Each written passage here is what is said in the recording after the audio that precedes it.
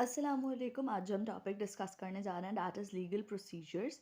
Basically ये forensic medicine का बहुत इंपॉर्टेंट टॉपिक है जो कि फाउंडेशन मॉड्यूल में होता है और इसमें मैंने जो पॉइंट्स ऐड किए हैं वो जेएसएमयू स्लाइड्स और पारिक टेक्स्ट बुक से किए हैं। So starting with the topic legal procedures. Basically ये वो प्रोसीजर्स होते हैं जो कि कोर्ट ऑफ लॉ में यूज्ड हो रहे होते हैं ड्यूरिंग द केस प्रोसीडिंग। कोई भी केस हो, आइदर वो सिविल हो या क्रिमिनल हो, उस केस को सॉल्व करने में या उस केस की पूरा जो प्रोसीजर होता है ना जो कोर्ट में फॉलो होगा वो हमारे पास लीगल प्रोसीजर्स हैं। Now, what is court? So, it is a place where the people bring their grievance against to seek the remedies. अपने मसले लाते हैं ताकि उनका हल मिल सके, ये वो जगह है। जज the person who presides the court. Now court में दो पार्टीज होती हैं, एक होती है हमारे पास प्लेंटिव और एक होती है डिफेंडेंट। प्लेंटिव पार्टी वो होती है the one who bring a complain, an issue या एन एक्ट, कुछ भी जो कि कोई भी प्रॉब्लम हुई है, कोई भी मिसकंडक्ट हुआ है तो वो हमारे पास लाती है plaintiff party in the court. जबकि डिफेंडेंट क्या होती है? The one who defend himself against the complain. जो भी कंप्लेन आई है उसकी किसी भी एक्यूज्ड का काम क्या है इस डिफेंडेंट पार्टी में, वो खुद को डिफेंड करेगा कि वो जो भी कंप्लेन है वो उसने नहीं किया। Now the council and advocate, जो कि हमारे पास डिफेंडेंट का होता है, और प्रोसिक्यूशन काउंसिल, दो काउंसिल्स होते हैं, दो एडवोकेट्स होते हैं। Now, what is offense? Offense means an illegal act. कोई भी action that is against the law comes under offense. Now we have two type of offense, cognizable offense and non-cognizable offense. जब हम बात करते हैं cognizable offense की, तो it refers to an offense in which a police can arrest a person without a warrant.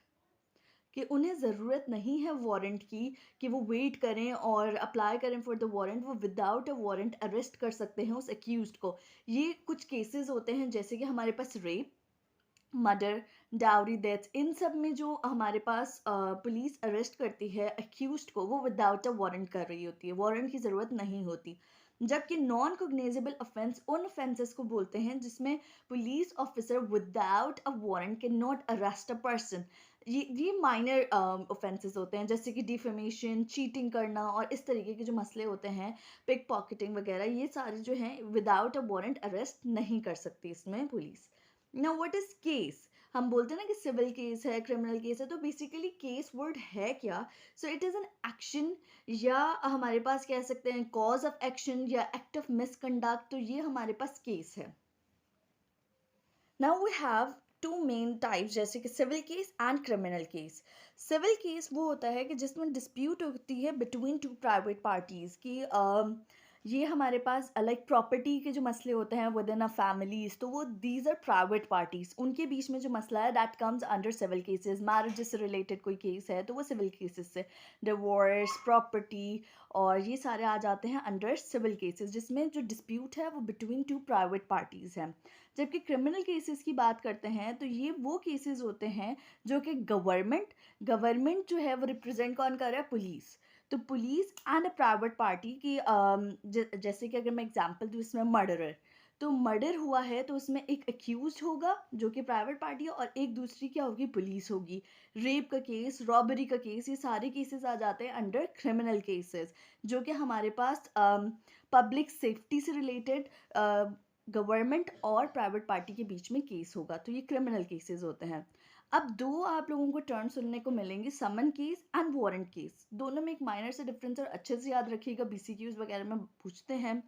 Summon case में क्या होता है कि कोई भी अगर क्रिमिनल केस हुआ है तो उसमें जो पनिशमेंट फॉर ऑफेंस है वो मोर देन 2 years नहीं हो सकती। मतलब समन केस की जो पनिशमेंट होती है ऑफेंस की, तो वो कितनी होती है? Less than 2 years। और जो वारंट केसेस होती हैं इसमें जो पनिश होती है, पनिशमेंट जो मिलती है, that can B death, imprisonment for life as well as imprisonment for more than 2 years. So the difference क्या है समन केस और वारंट केस में, कि समन में हमेशा, समन केसेस में लेस देन 2 years की पनिश होती है और वारंट केसेस में मोर देन 2 years भी हो सकता है, लाइफ टाइम की इम्प्रिजनमेंट भी हो सकती है और हमारे पास डेथ सेंटेंस भी पास हो सकता है। अब ये बात होगी समन केस और वारंट केस की। अब other terms include summon and warrant. Now what is the difference between both? जो हमारे पास समन होता है that is a written sign stem direction of court to a witness और accuse to attend court on specified time date and place. Basically ये accurate definition है summon की from Parekh. सो इसमें क्या होता है कि एक रिटन साइन स्टैम्प डॉक्यूमेंट एक डॉक्यूमेंट जाता है from the court to a person.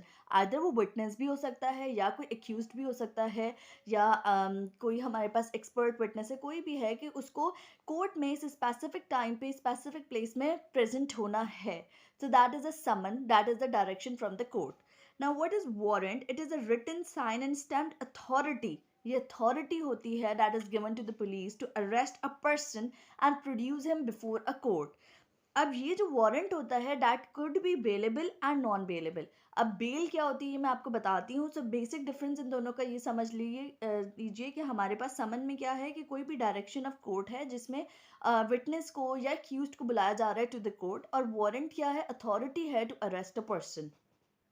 Okay, next definition है कि व्हाट इज बेल। तो बेल एक बॉन्ड होता है जो कि एंटर किया जाता है to ensure the appearance of a accused person at the time and place of the trial. कि ये हमारे पास वारंट के बाद जो है बेलेबल और नॉन बेलेबल वाली बात मैंने आपको बताई थी। तो बेलेबल वो होता है कि जिसमें एक बॉन्ड एंटर कर दिया जाए कि वो श्योरिटी दे दें कि भाई जिस दिन कोर्ट बुलाएगा उस दिन जो एक्यूज्ड है वो आ जाएगा। तो दैट इज बेसिकली बेल कि eight the time of place, at the time and place of trial, the accused will be there. So that is bail. Now next come to the testimony.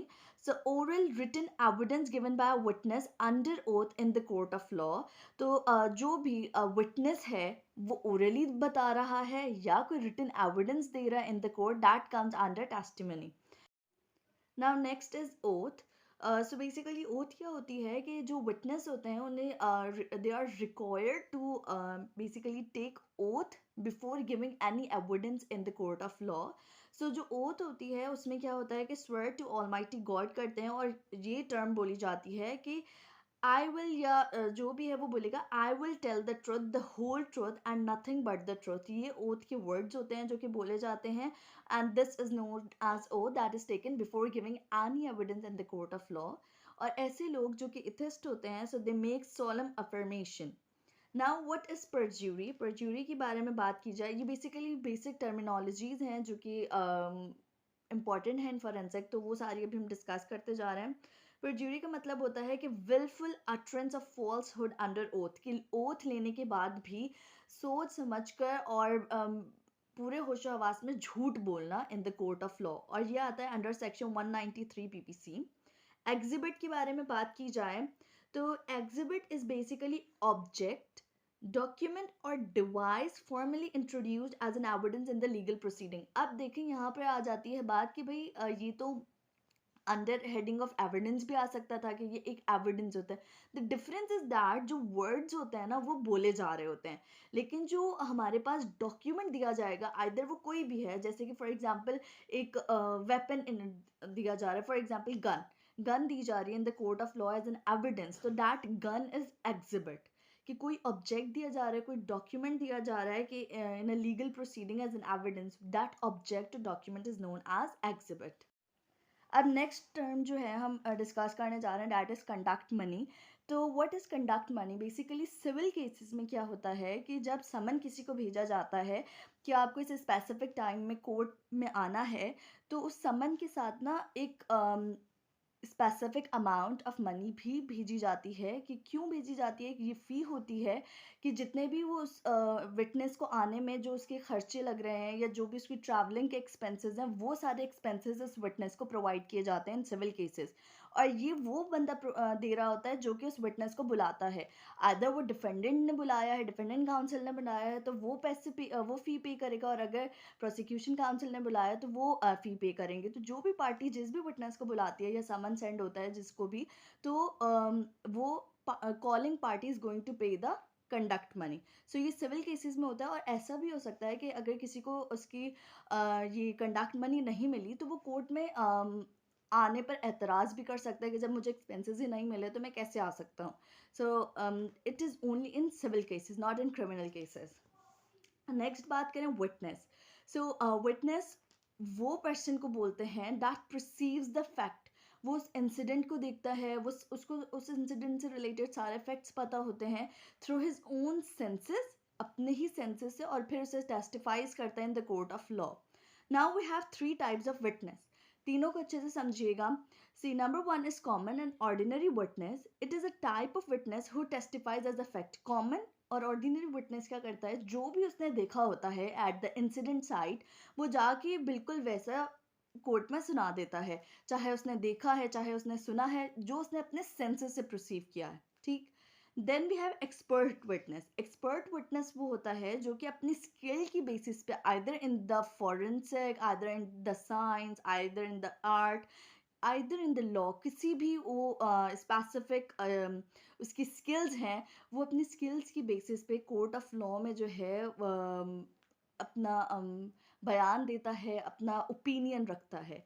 और जो doctor है, that can be expert witness because of उसकी medical knowledge, as well as an ordinary witness कि वो at the site of incident present था, तो वो अपनी doctor can be common as well as expert witness. Second we have hostile witness. Hostile witness के बारे में एक सिंपल सी बात ये है कि ये वो होते हैं जो कि अपनी स्टेटमेंट चेंज कर देते हैं. जब वो एक पिछली ट्रायल में आए थे, तो वहाँ पर उन्होंने केस प्रोसीडिंग के दौरान कुछ और बात बोली होती है, और नेक्स्ट ट्रायल पे वो अपनी बात चेंज कर रहे हैं, कुछ और बोल रहे हैं. तो basically they purposely makes a statement contrary to fact or to what he already said in the lower court or previous occasion. पिछली बार या लोअर कोर्ट में जो उन्होंने बात बोली थी, वो सेकंड हियरिंग में उन्होंने अपनी बात चेंज कर दी. तो that is hostile witness. So we have a three types of witness. अब जहाँ तक हमने विटनेस कंप्लीट कर लिया, नेक्स्ट जो टॉपिक है फ्रॉम एविडेंस, हम कंटिन्यू करेंगे फ्रॉम द नेक्स्ट वीडियो.